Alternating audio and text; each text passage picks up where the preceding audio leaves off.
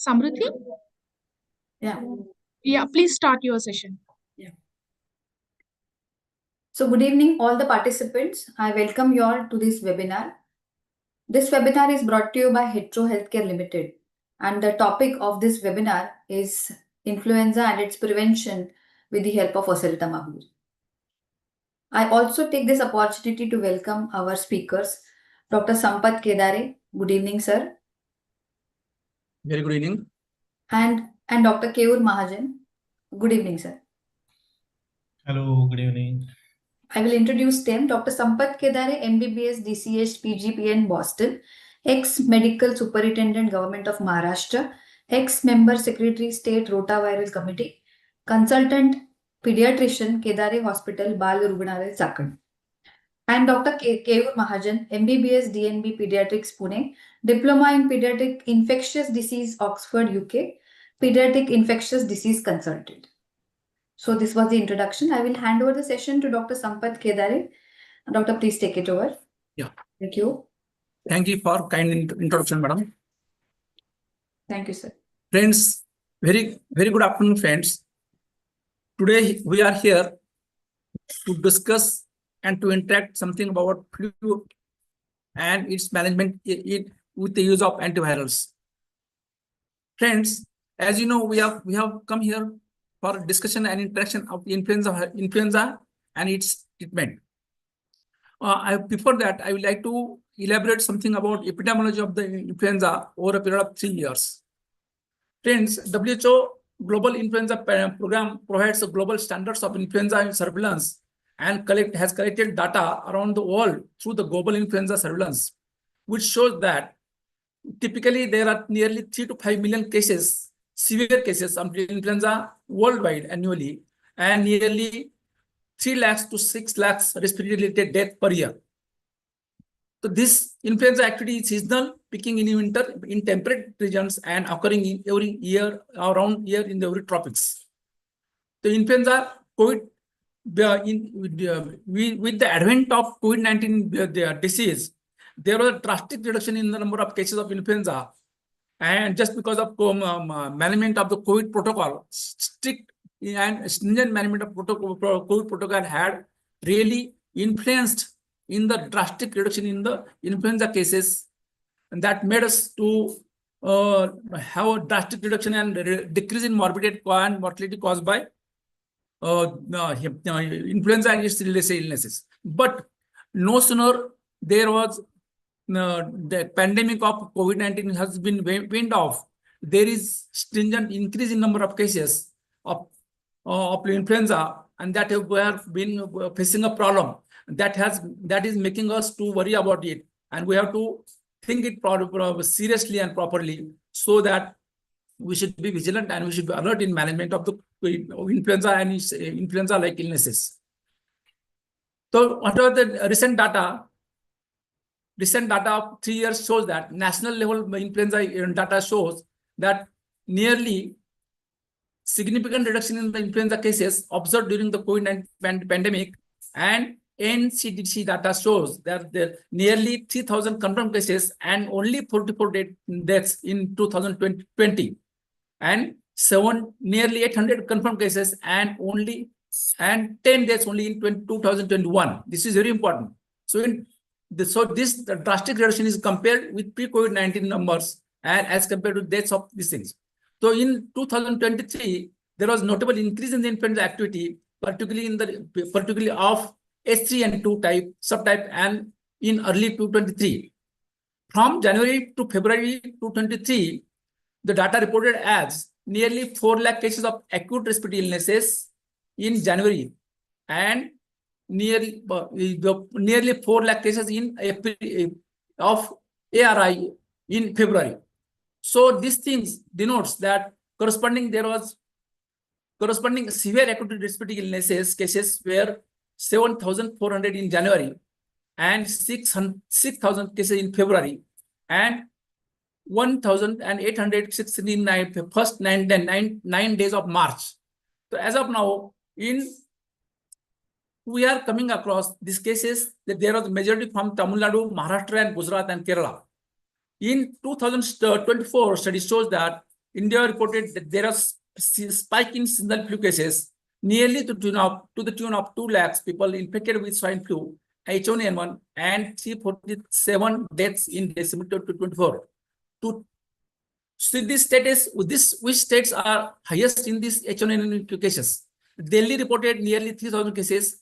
Kerala reported nearly 2,800 cases. Maharashtra reported 2,000 cases. Gujarat reported nearly 2,000 cases. Punjab reported 48 deaths. Chhattisgarh reported 43 deaths, and Haryana reported 23 deaths. This data shows that there was definitely there is continuing increase in seasonal activity, influenza activity, which makes us to be aware and vigilant about the influenza. So this is the challenge in monsoon and this diagnosis. So influenza and its complications. So what are the health-related challenges in the monsoon? What we see across is that ILI, influenza-like illnesses, H1N1 infections, SARI, severe acute respiratory illnesses, and COVID-19 illnesses. So this is the dynamic that this lady is slightly. This is a slightly older study, but it is dependent. This study has been done by the Department of Virology in 2019 by the King Institution of Preventive Medicine and Research Center, where it was showed that the influenza positivity started with the onset of monsoon and peaks during the post-monsoon months. This is very important for us. So this tabulated graphical representation shows us that the incidence of influenza and its related deaths are increasing alarmingly in India, that too specifically during these current years. So what is influenza? Influenza is one of the most common infectious diseases caused by influenza virus. It is highly contagious airborne disease that occurs in seasonal epidemics and manifests as acute febrile illness. So in acute when there are many causes of acute febrile illness, but we should always think that it could be influenza disease. So we have to be vigilant about it. It can cause mild to severe illness. The serious outcome of flu infection can result in hospitalization and death also sometimes. So what are the types of influenza viruses? As you know, friends, there are 3 types: A, B, C, and D also. Influenza A causes frequent epidemics due to minor antigen variations, as well as periodic pandemics due to major antigenic variations. This is a peculiarity of influenza A virus. It has got 2 strands, hematogenesis and neuroimmunogenesis. Influenza, out of which HA, which is more dangerous and which causes more changes and mutation in itself. So each and every yearly there is change that makes us to be worried, and we should be prepared for it with the preparation of vaccine also. Number 2, influenza B virus, which infects only in human, which causes local epidemic. Number 3, about influenza B virus, there is a specificity that it is only occurs in local epidemics and doesn't cause a major this thing. Influenza C virus, which infects human and swine. Influenza C infects generally cause a mild respiratory illness and are not thought to be the cause of epidemics. And influenza D is not seen in human beings; it is only seen in animals. Currently circulating human subtypes are A H1N1 and A H3N2 influenza virus. How does the transmission of flu virus occurs? The transmission is mainly spreads through person to person, that up to the period distance of 3 feet away. They spread mainly by droplets made when people with flu cough, sneeze, or talk. Or secondly, those unknown people who are not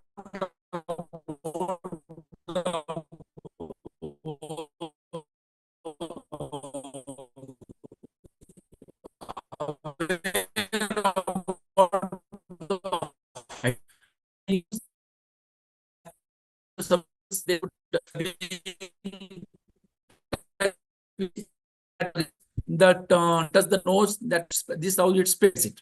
These droplets can stay at home if sick.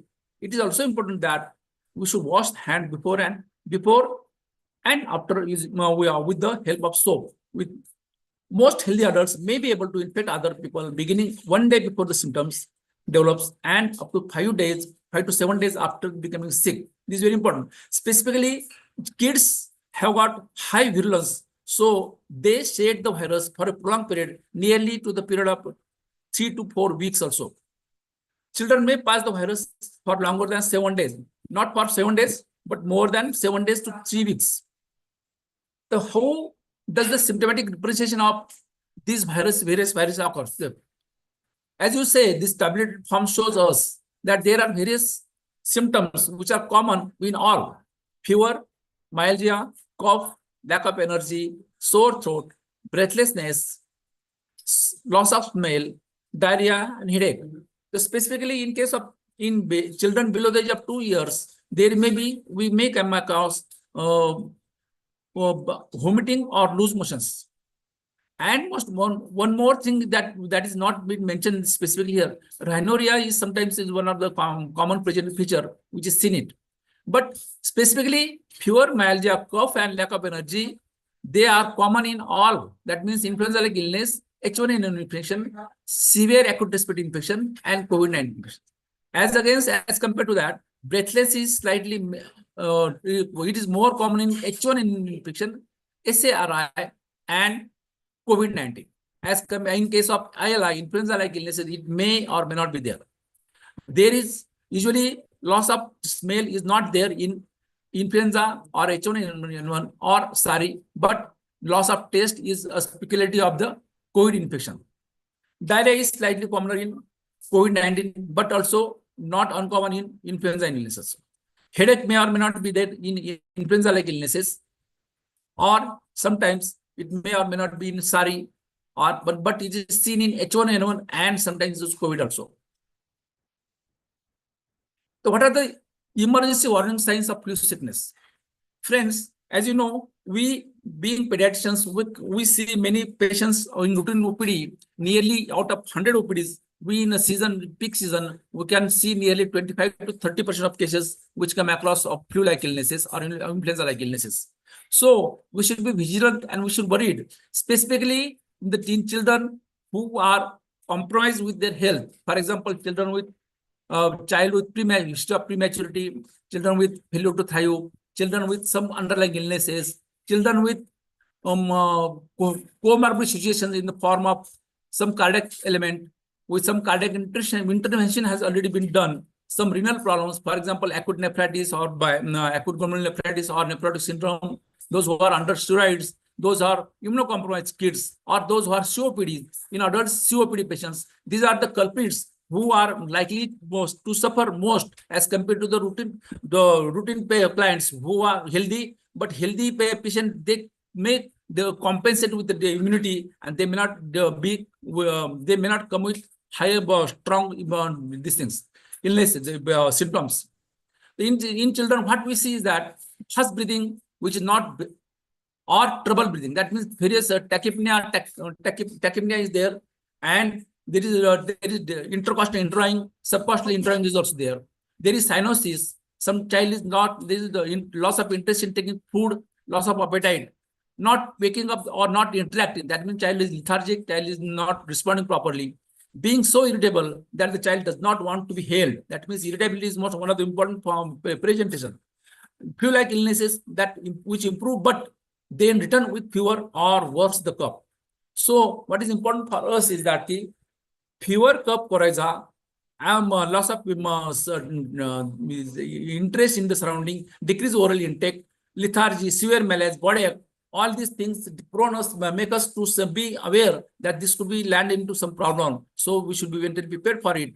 And that too, specifically those kids who are really immunocompromised.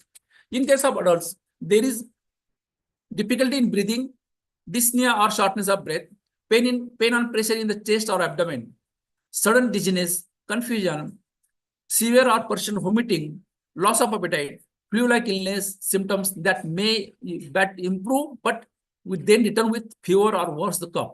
So that means such patients of COPD, they may worse, patients of pneumonia, they may worse, and this patient may come with complications. So we should be worried and we should be vigilant about all these things. In addition to above signs, get the medical help right away for any infant who has any of these signs. For example, the infants, that means below the age of 1 year or maximum up to the age of 2 years, when the children come with being unable to eat, had trouble breathing, or has no tear when crying, or has significantly fewer wet diapers than normal. In addition to that, patients, I would like to emphasize that patients, the usually influenza is the incubation period is very short. Within a period of short span, the patient come with high grade fever, and patient may progress to the some complications. The period is how the high grade incubation period is 2 to 4 days, maximum up to 7 days. Before 24 hours, if the patient comes with unable to eat, high grade fever, has trouble breathing, has no tears, then significantly we should be worried and we should be cautious in management. Sometimes we may need to think of doing indoor admission and we have to treat accordingly. So what are the complications which we come across? Routinely, in case of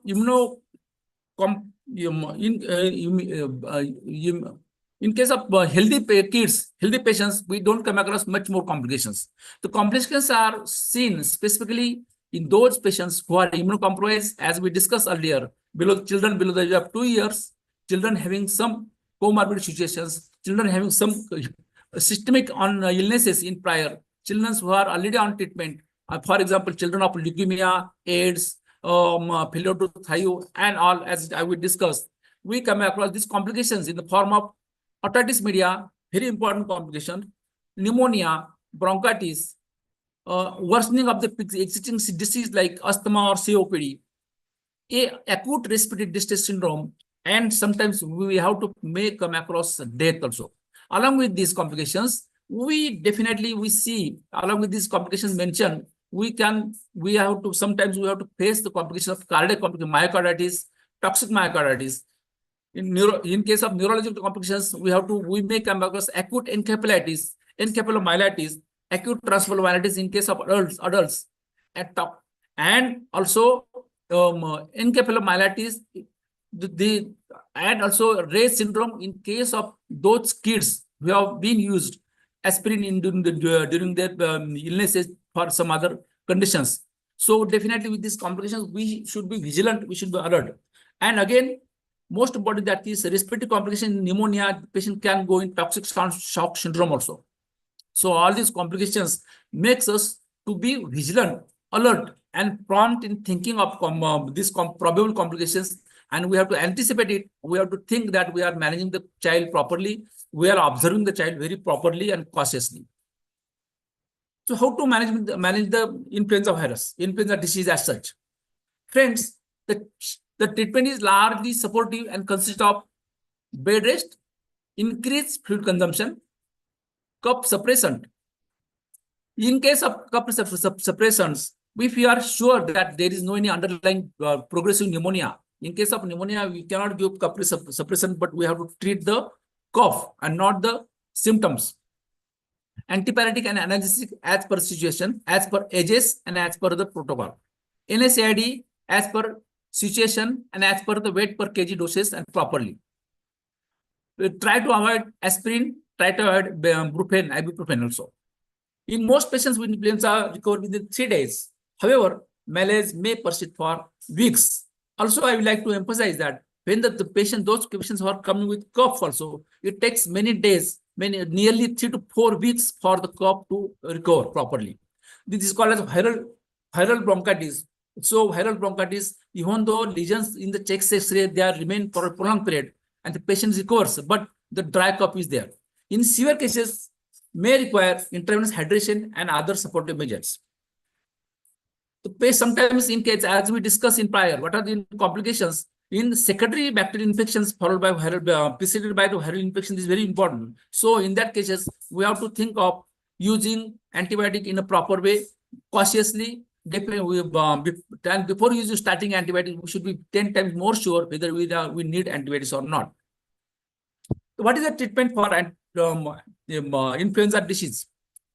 The treatment of the most important thing is that when we start the treatment, The treatment, if you are sure that patient is having age of less than 2 years, number one, patient is having comorbid situations, patient is less likely to follow us, patient is likely to develop complications. These are the clients where we should think strongly to start with antivirals.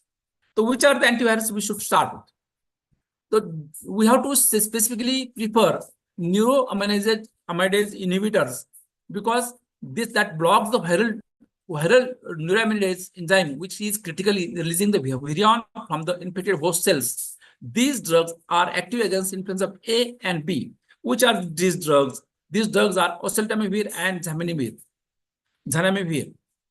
In case as far as amantadine is concerned, they are not to be used in the present scenario because it has been confirmed that they have got high resistance and we should not use it. They are not effective in treating the influenza-like illness. So what is the antiviral therapy with oseltamivir? Friends, as you know, oseltamivir is a potent selective inhibitor of neuraminidase enzyme of the influenza A, virus A and B. Is a good prodrug which is converted to the active form, that is oseltamivir carboxylate in the liver, which inhibits influenza virus replications and pathogenicity, and thereby it prevents further spread of the infection properly.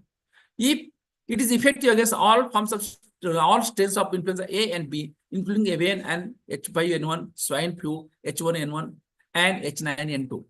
It is most important that this is a tabulated form, graphical presentation. How does it act? We'll not go in detail about this this thing, but the lower down side we can see that how does it act. It is a neuroamidase inhibitor. It blocks the viral replication, and thereby it prevents the further spread of the disease, and it prevents the further morbidity and mortality. So it is the first oral neuroamidase inhibitor. It is approved in more than 100 countries. So what is important of the using of oseltamivir? The earlier, if you are sure about the diagnosis, if you are sure that the patient there is a history of contact, there is epidemiological trend, and if the patient is having comorbid situations, in such cases, we definitely will start the treatment. We should not wait for the patient to develop full-blown disease and the patient develop the complications. Because the earlier we start the treatment, that means the earlier means what? The earlier that means within 48 hours of onset of symptoms. If you start it, we definitely get better results, and patient doesn't need complications, but doesn't need indoor admissions, or some patient may not face complications caused by influenza. So this is a graphic tabulated form showing the doses of oseltamivir in as per ages, as per weight per kg. I think this chart everybody might be knowing, but you can have it just for revision. The doses in treatment form and chemoprophylaxis form. That in case of adults, the 75 mg BID for a period of 5 days. In case of as a treatment part, and for chemoprophylaxis, we have to give it for 10 days, 75 mg OD. In children less than 15 kg, 60 mg per day in 2 divided doses for a period of 5 days, and 30 mg OD for a period of 10 days as chemoprophylaxis. For children weighing 15 to 23 kg, we have to give 45 mg BID for a period of 5 days, and 45 mg once a daily for a period of 10 days in case of prophylaxis. For children weighing 23 to 40 kg, we have to give 60 mg BID for 5 days and 60 mg OD for 10 days as a chemoprophylaxis.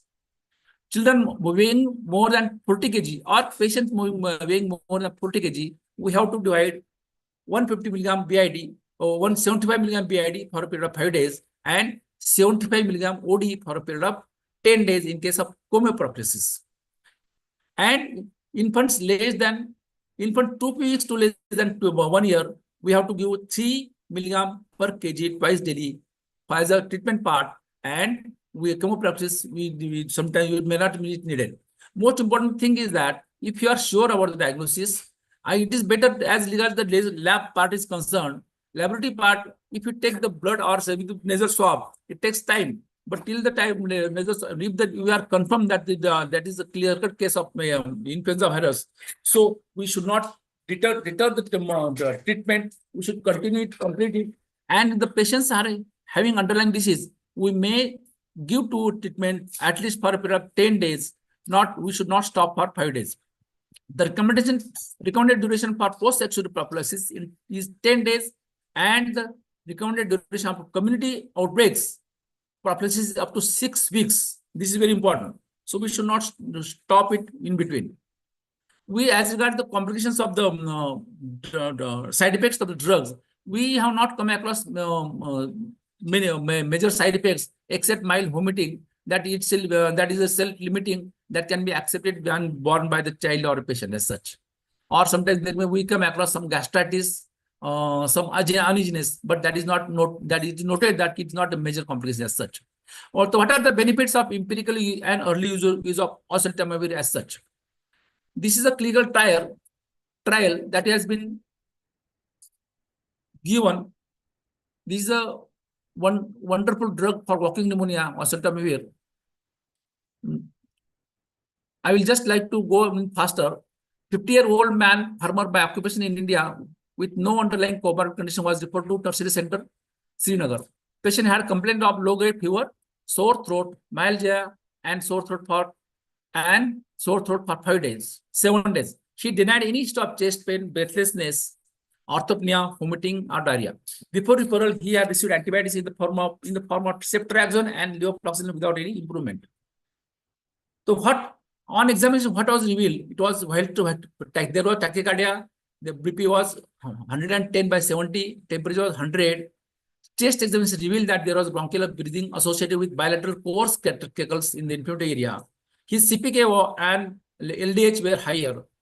There were mid-zone infiltrates on the chest, and the nasopharyngeal swab was taken, which revealed that the patient was having H1N1 influenza virus. The CRP were low. The cardiovascular, abdominal, CNS were normal. Lab examination also slight normal. The LFTs were also normal.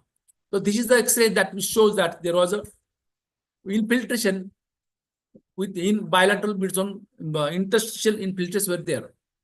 So this patient was started with oseltamivir 75 mg BID for 5 days, and along with that, paracetamol started with maintenance of hydration and proper care of the proper preventive protocol was followed. We showed that there was a marked improvement in the symptoms with progressive decrease in CPK and LDH, and subsidence of infiltrates on chest X-ray compared to the X-ray before receiving the oseltamivir. So this is the beauty of this drug. If you are sure of the diagnosis, if you are sure about the epidemiological trend of the disease, if there is a history of contacts of the patient with some exogenous infection, and in such case, if we are not delaying the starting of oseltamivir, definitely we get best results, and the patient doesn't land into comorbid complications. So oseltamivir treatment of influenza illnesses reduces LRTIs, antibiotic use, and hospitalization. This study shows that this was a study in patients with influenza. Oseltamivir definitely reduces all the complications. Reducing the occurrence of and severity of pneumonia due to H1N1 infection by early oseltamivir administration. As we have already discussed, is that if you start it earlier, the results are better and the patient doesn't land into complications. Both the probability and the severity of pneumonia and the probability of severity of severe pneumonia increase gradually with the time from symptoms onset to oseltamivir admission. Earlier initiation of oseltamivir administration after symptoms onset is significantly reduced occurrence and severity of pneumonia and shortened hospitalization due to pandemic in 2009. So this is a very beauty. Even when administered 48 hours after the symptoms, oseltamivir showed considerable potential for reducing the pneumonia. This is a graphical presentation that shows that if you start earlier, we get a good result. If you are slightly late, also we get better result. But we are not sure because we have to wait and watch for the complications of the patient. So with this graphical representation shows us patients with shorter time to oseltamivir administration were discharged earlier from the hospital. So if you start it earlier, indoor patients, the patient if the indoor with comorbid situation with oseltamivir positive, H1N1 positive, if you start it, it helps to accelerate the recovery and to shorten the hospital stay, and thereby reducing the monetary burden on the patients also. This combination, so far as we're concerned, we don't advocate it in a proper way. So what are the guideline recommendations? WHO has shown that empirical treatment should be strongly recommended, specifically those kids which are highly, which are having comorbid situations, as we discussed earlier. Treatment should be started as early as possible. Laboratory confirmation of the influenza virus is not necessary for initiation treatment. Negative laboratory test does not exclude diagnosis in all patients. Therefore, we should not wait. Our negative report doesn't exclude the influenza illness. And sometimes we may face that negative report, that is a false negative. And if you delay in the starting treatment, patient may land in some complications. If the high-risk individuals have been exposed to patients with influenza, consider positive treatment with oseltamivir. This is a very important thing. The early empiric supported treatment and monitoring, which give empirical antimicrobial to all likely pathogens causing severe acute respiratory infections. Early empirical antibiotic treatment should be based on clinical grounds, specifically those patients who are really having some comorbid conditions, and specifically we are really having pneumonia, which is bacterial pneumonia. In that cases only we should start antibiotics in a proper way. Empirical therapy includes neuroamylase inhibitor in the treatment of influenza when there is local circulation or other risk factors, including travel history or exposure to the animal influenza virus. This is very important. So in this cases, risk factors, as we discussed, which are the risk factors? In case of adults, COPD patient of hypertension, obesity, pregnancy, diabetes, a patient having some old underlying disease, underlying cardiac interventions in case of adults. As regards in case of pediatric age group, will patient below the age of 2 years, kids we have already faced some comorbid conditions in the form of cardiac illness, renal illness, hepatic illness, or some other immunocompromised status. In those cases, we should not hesitate to start treatment with antivirals. So in adults with community acquired pneumonia who are test positive should receive treatment as whether treatment regimen include antiviral therapy. Recommendations are, we recommend that anti-influenza treatment such as oseltamivir be prescribed for adults with CAP who test positive for influenza in inpatient settings or independent of duration of illness before diagnosis. That is very important. So those patients who are enrolled with us, we should not delay for starting of oseltamivir. Several observation studies suggest that treatment with oseltamivir is associated with reduced risk of death in patients with hospitalized with CAP, community acquired pneumonia, who test positive for influenza virus. The treatment within 2 days of symptoms of onset or hospitalization may result in best treatment.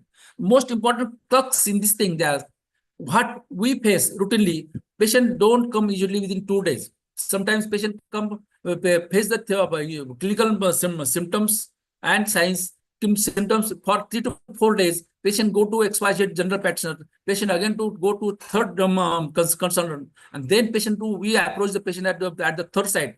At that time, it is too late by the patient to start the treatment. But no sooner the patient comes us, if we take proper history, proper examination, proper epidemiological trend of the disease, and underlying conditions of the comorbid situation of the child, if you are sure of enough that this should be and it could be influenza or influenza-like illness, then we should not delay in starting treatment. No sooner the patient touches to us, we should not delay in starting treatment, because better late than never. As even though the patient comes late to us, that is not our fault.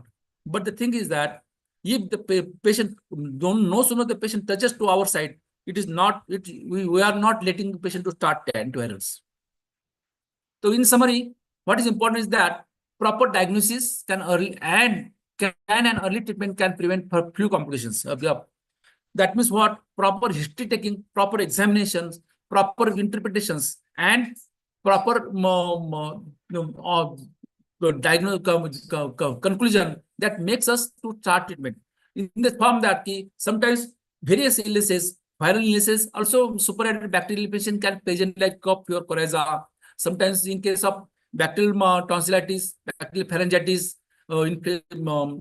sinusitis can present all these things. So in differential diagnosis, there are many differential diagnoses of all these things. All viral infections also can present with the same illness as we discussed. Metapneumovirus, all RSV virus, adenovirus, all these things, all viruses also all present in the same way.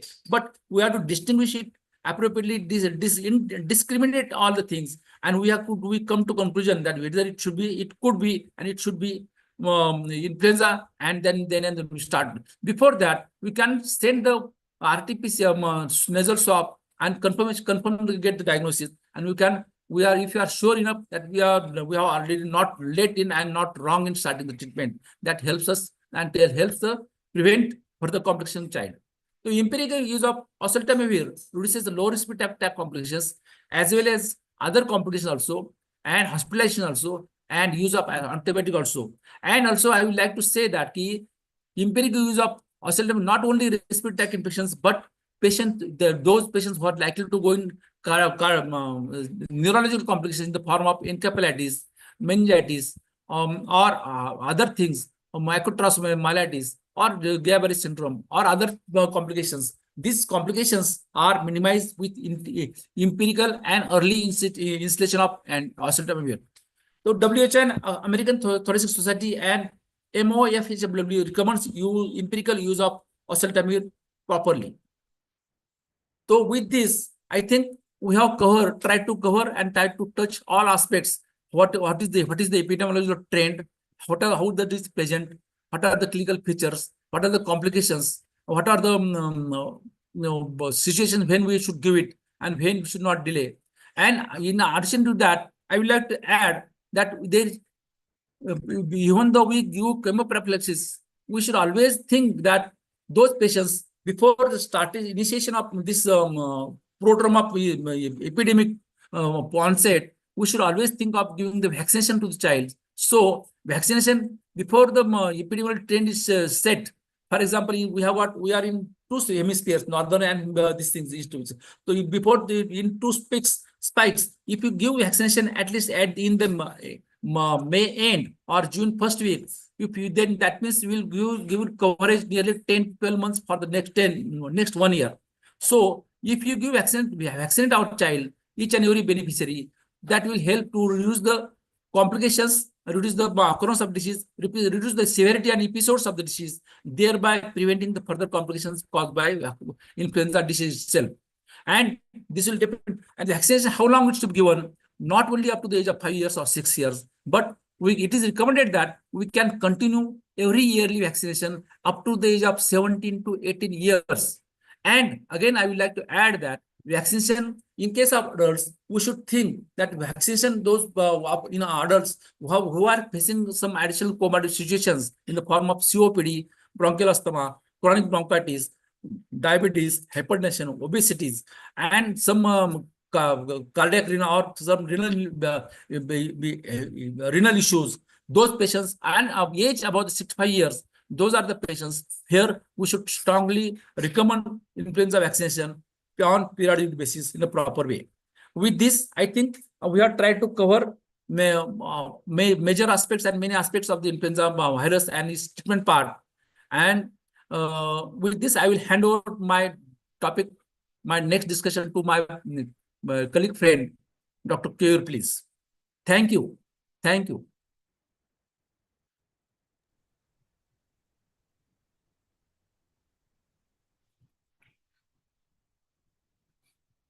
Thank you, sir. Can you stop your sharing? Yeah. Thank you for covering all the aspects of influenza. Now, I think 14 minutes are remaining.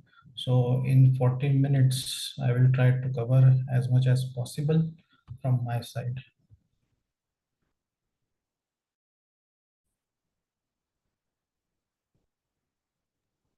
I have not taken more time, na? No, no, sir. It's okay. You covered almost everything. So nothing left much for me. But still, I can't prevent talking, na?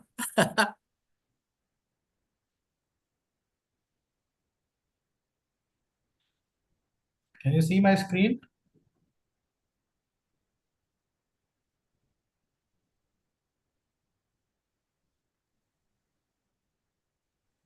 Yes, sir.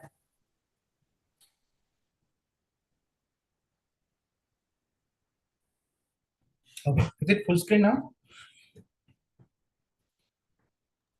Yes. Yeah. Okay. So thank you, Etro, for giving us the opportunity. Now, most of the things have been covered by Dr. Sampat Kedare, sir. But whatever things remain, we will cover during this talk. Now, as we have discussed, there are four subtypes, types of influenza A, B, C, D. But what are important for us are influenza A and B, which causes seasonal epidemics. And influenza A are further classified into subtypes according to combination of proteins on the surface. So these subtypes depend on the H and N surface proteins, hemagglutinin and neuraminidase. Currently, in humans, subtypes A H1N1 and A H3N2 are more important. And in H1N1 also, pandemic 09 subtype is also important, as it is caused pandemic 2009 and is replaced the previous virus, which is circulating now. And so these are the current circulating strains which are included in the vaccine. Influenza A H1N1 Victoria, pandemic 09 like virus. Influenza A H3N2 like virus. Influenza B Victoria lineage, Austria. So Victoria lineage like virus. So B are divided into lineages. So there are Victoria lineages and Yamagata lineages. Now, previously we used to have, right now also we are having quadrivalent vaccines, which contains two subtypes of influenza A and two subtypes of influenza B. A are H1N1, H3N2, B are Victoria and Yamagata lineage. But now it has been found that since March 2020, B Yamagata lineage has not been detected and is no longer considered as a public health threat.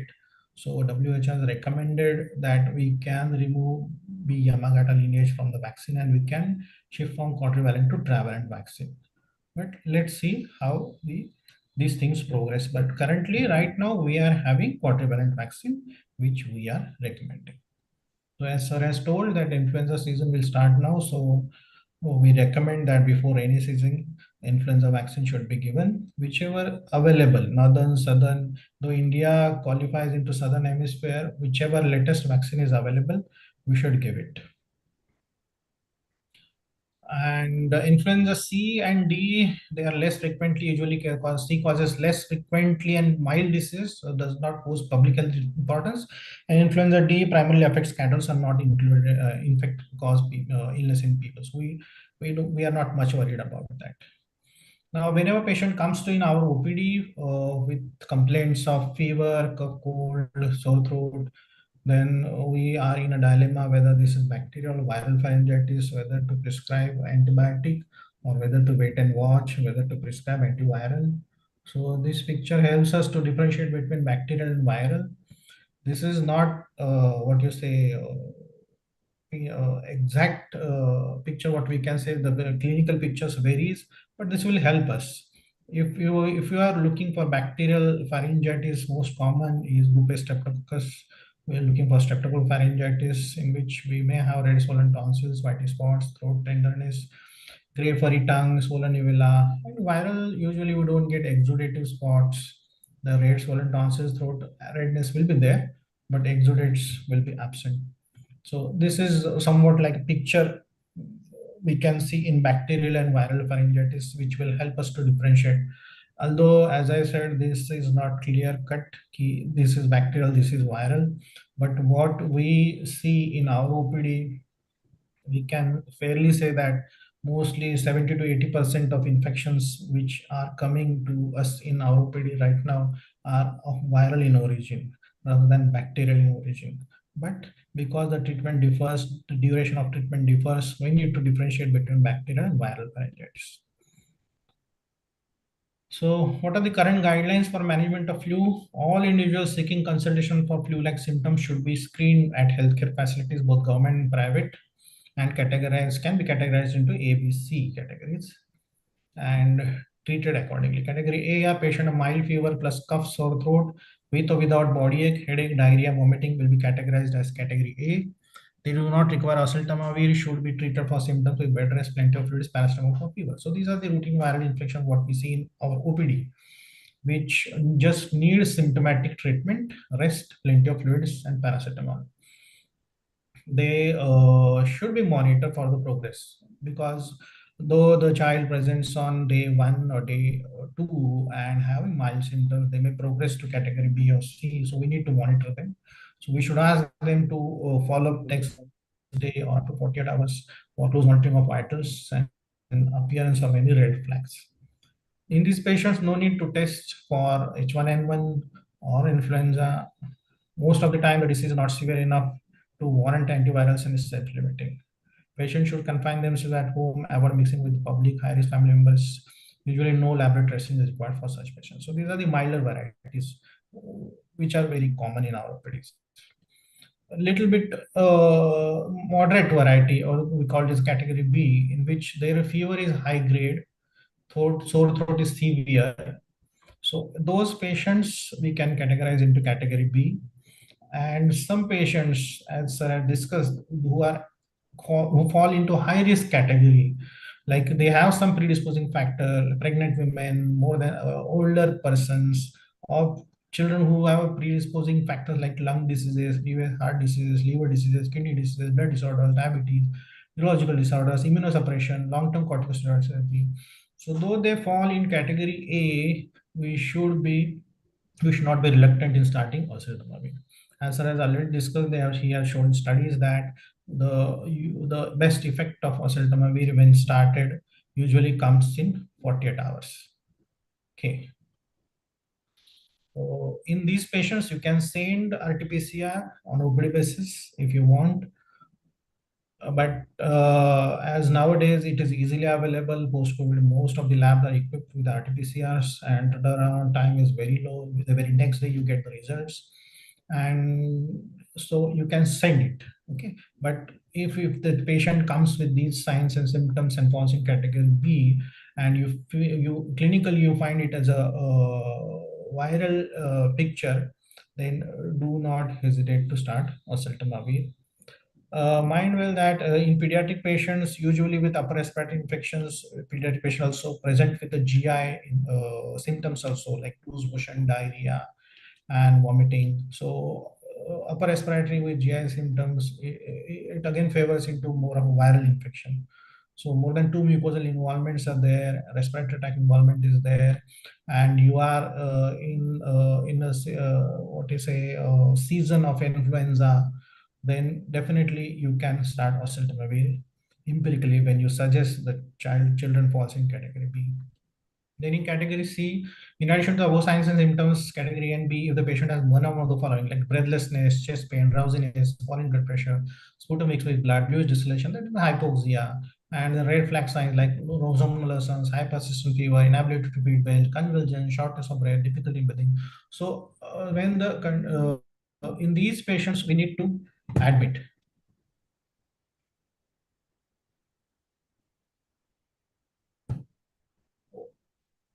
Am I audible? Hello? Yeah, you are audible, Yes. sir. A bit Yes, loud. yes. Yeah, I am audible. Okay, okay, Yes, okay, yes. no problem. Yeah, because I just received. So, so these patients should be treated these patients need immediate hospitalization, because these patients cannot be monitored on OPD basis. They need testing also immediately, immediate hospitalization, and they should be started straight away with this supportive management along with the antivirals as we discussed. So in the categories A, B, C, we can say that category A, home isolation, bed rest, plenty of fluids, and paracetamol for fever. Category B, above plus antivirals, preferably within 48 hours, testing may be done. And category C, testing immediately, hospital admission, antivirals, and other supportive treatment. So this is just a crux of what we are seeing. Now, there are three groups of antiviral, anti-influenza drugs: neuraminidase inhibitors, cap-dependent endonuclease inhibitors, and amantins. And we will just go through them shortly. This is the chart, but we will not. Adamantins, amantadine and rimantadine, now they are active against influenza A, but not influenza B. But now currently they are not used for influenza A also, because there is widespread antiviral resistance. So they are not being used now. Then cap-dependent endonuclease inhibitor, oral baloxavir. It is a potent selective inhibitor of the cap-dependent endonuclease inhibitor in PS subunit. But again, the use is in more than 12 years of age, and it is not approved in India yet. So we will not go through that again. Then there is peramivir. It is IV. Peramivir is approved by FDA for treatment of acute uncompleted influenza within 2 days of the onset of illness in people from 6 months and older. But again, there is no much data available in pediatric patients. The data is there, but not from Indian side, Indian perspective. And so again, we don't much use it. And again, also it cannot be used in pneumococcal because no data much is available. So zanamivir, again, it is approved for treatment of flu in children 7 years or older. Not recommended for use in children with underlying respiratory diseases, including those with asthma and chronic lung diseases. And it is given via special inhaler like this scalar. Again, we use it very rarely. The most common antiviral what we use is oseltamivir. It is neuraminidase inhibitor and most widely used and abused. So this is a drug chart. Sir has discussed previously. This I have copied it from the IAP standard treatment guidelines. It is much easier in which the age and weight is written and directly dose has been given. So if your child falls in between those weight slots, you can directly pick up that dose. Now for prophylaxis, dose is once a day, same dose. For treatment, dose is twice a day, same dose. The duration for prophylaxis, IAP recommends 7 days, and for duration of treatment, IAP recommends 5 days. So same here. Prophylaxis can be used in more than 3 months of age, once a day for 7 days. Some guidelines extend it to 10 days also. But for treatment, any age we can use oseltamivir. Twice a day dose is there, and it is for 5 days. Okay. For treatment, any age we can use oseltamivir. There is no age bar. Adverse reactions, oseltamivir is generally well tolerated. GI side effects like transient nausea, vomiting may increase with increasing doses, but we don't use such high doses in pediatric patients. Occasionally, it may cause bronchitis, insomnia, vertigo, abdominal pain, otitis media, but these are very rare complications. On an average, oseltamivir is much safer drug to be used on our OPD basis. In the setting of institutional outbreak, antiviral prophylaxis should be continued for 14 days or for 7 days after the onset of symptoms in the last person infected, whichever is longer. So these are the IDSA guidelines for use of oseltamivir in prophylaxis. And again, for those onset of symptoms about 48 hours, more than 48 hours before presentation with persisting moderate to severe illness may also benefit from treatment. Okay. So what we say that if the child presents within 48 hours, you can start oseltamivir. But what if the child presents after 48 hours? So the persisting moderate to severe illness and the child presents more than 48 hours also may benefit from the treatment. Only the thing is safety and efficacy in this population has not been evaluated prospectively, but still it can be used. In IPD patients, there are studies in which they have shown that oseltamivir can be used till 5 days of start of illness. So now we'll go to the cases, very short. This is the case 1. A 2-year-old child presents with sudden onset of fever, 104, cough, and some lethargy. Examination reveals a red throat, clear nasal discharge, scattered bronchi, and lung auscultation. And child also experienced vomiting and diarrhea. So this is what we see commonly in OPD, a clear-cut case of viral infection, because he's having a high-grade fever to start with, which is sudden onset. Usually bacterial infections have a gradual onset of fever. In viral, there is sudden onset of high-grade fever. With cough, some lethargy, the red throat is there, clear nasal discharge is there, and also some GI involvement is also there. So in such patients, if the fever is high grade and you suspect influenza-like illness, and they fall in category B, because this child will fall in category B because he is having a high grade fever and some lethargy, so we should not hesitate to start oseltamivir.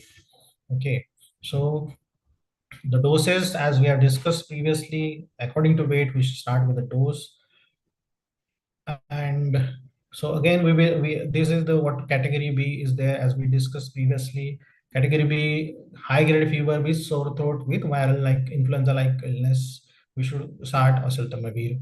And the high risk patients, as we discussed previously, though they fall in category A, we can think of starting oseltamivir. And testing may be done, may not be done. On a OPD basis, not necessary tests. It is not necessary to send test, wait for the results, and then start treatment. You can start empirically, and it is not mandatory to send test in each and every patient when you start oseltamivir on OPD basis. But in category C, we should admit and we should definitely investigate. We should definitely send the test. In case 2, this is the previously healthy 8-year-old boy was brought to our institute with moderate fever, cough, and occipital headache since 5 days. One episode of generalized tonic-clonic convulsion associated with fever just before admission. Immediately after admission, he developed right-sided focal convulsions, which were controlled with intravenous midazolam. On admission, child is febrile, BP is stable, heart rate is stable, respiratory is stable, saturation is also normal. But he is having Glasgow Coma scale 10 by 15. That means he is having some CNS involvement, and pupils, but pupils are bilaterally reactive and terminal neck stiffness is there. So this is the picture in which we can think of this child is having an encephalitic type picture. Now we are not sure what is causing this encephalitis. So we did routine hemogram, blood gas, serum electrolytes, all were normal. And we sent the child for CT, which showed a hypodensities in the subcortical white matter in the posterior parietal lobe, bilateral suggestive of encephalitis. Now we proceeded with the CSF, and it showed 40 cells, proteins were 48 milligram, glucose was 71, with no organism seen on gram stain. So overall, this picture of CT scan, of hemogram, of CSF examination, of the history, all suggest viral kind of etiology for this encephalitis. And chest X-ray revealed a small focal consolidation in the right lower zone. So remember, when such picture of viral encephalitis like comes during influenza season, we should keep in mind a differential diagnosis of influenza causing this CNS encephalitis, because influenza may present as an encephalitis like picture also, rather than presenting as a respiratory picture. So we should keep that differential in our mind. Okay. So again, as we discussed, this is category C. This child falls into category C. So we admitted, we have started treatment. Why category C? Because he had convulsion, he had loss of consciousness, his GC is low, drowsiness is there. So he falls into category C. So all these patients who fall into category C require immediate testing, immediate hospitalization, and immediate starting treatment. So we suspected this can be influenza. So we have sent RT-PCR and nasopharyngeal aspirate, which came positive. We look for other causes also. We sent CSPCR for herpes simplex virus also, which is the common cause of viral encephalitis. It came negative. We had to test for other viruses also, because of financial constraints, we could not send BioFire. But because the nasopharyngeal aspirate tested positive for RT-PCR for influenza, we started with oseltamivir, but in addition to broad spectrum IV antibiotic and acyclovir also. Each showed evidence of focal slowing and sharp activity from left centroparietal region. but within 48 hours, the sensorium improved. And we sent, though may not mentioned here, we sent second time CSF HSV PCR, which came negative. So we discontinued acyclovir, and the patient was given oseltamivir for 5 days, and he was discharged after 10 days of hospitalization. So this is the beauty. If you suspect, if you diagnose, you can treat it properly, and the treatment is very easily available, and it is of 5 days duration only, and it's very effective. So the point of showing this case is that influenza virus can present as a CNS infection also. So again, one more case scenario I just wanted to discuss, that we came across a patient with a history in which twin siblings were there, and they were having high grade fever, cough, cold, influenza like illness. They showed to some general practitioner, and he was started on antibiotics.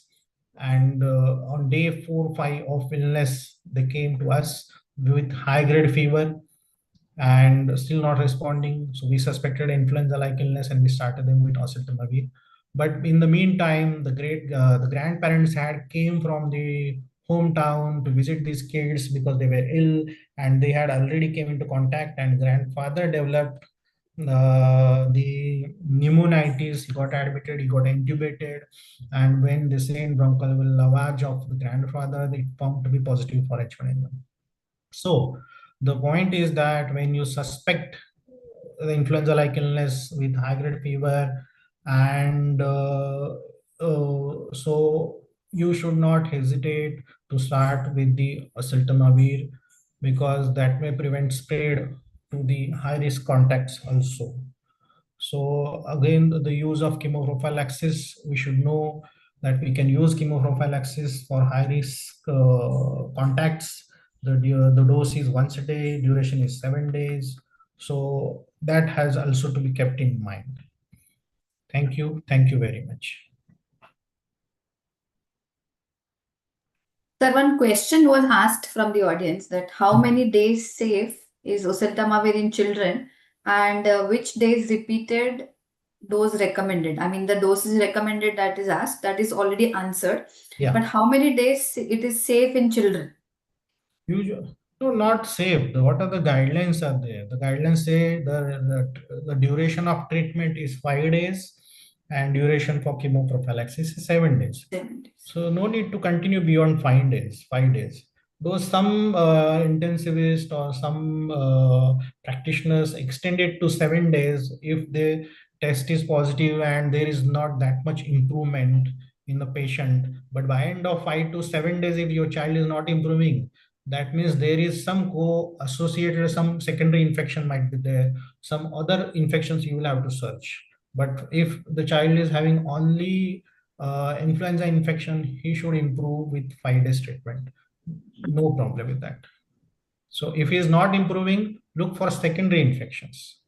So it is not the failure of oseltamivir. There is possibility of secondary infections, secondary bacterial infections will be there, or any other ongoing infections will be there. That's why the child is not improving. So duration recommended is 5 days for treatment. Think of the associated complications and manage the complications simultaneously. So you will have to look for other infections if child is not improving. Yeah. Okay. Thank you, sir. There was one question. So it was an excellent session, and I thank you on behalf of Hetero Healthcare, sir. It was an excellent, informative session for people who have attended the session. So I thank you. Wish you good day, sir. Thank you, Samruddhi Thank madam. you. Thank you. You have given a good platform to discuss and interact with us, each other. And Thank you Dr. Keyur, very much, sir. Thank you. Yes. Thank you.